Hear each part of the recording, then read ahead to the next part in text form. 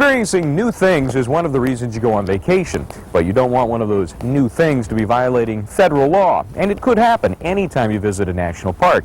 That's because federal law, not state law, applies to most activities on federal land. Some of these rules don't even exist under state law, like the federal park regulation prohibiting taking anything from the property. Pick a flower as a souvenir, and you may have committed a crime.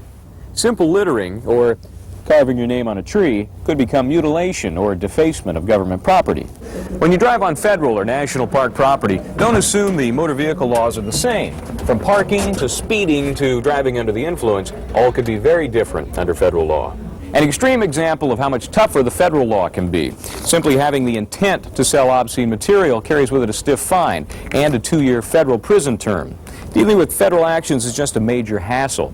You need to hire an attorney that knows the federal courts, and the system itself is much more expensive. The action will be tried in the district court nearest the federal property. It's just not worth it. So on your next trip that takes you to federal property, follow the directions of park rangers or other federal employees. Don't take for granted that you know the federal law. State laws could be different. And as they say, take only photographs, leave nothing but footprints. This is really a situation in which you don't want to make a federal case of it. Knowing that there is a different set of rules for federal property will keep that from happening and give you the legal edge. I'm attorney Michael James Bryant.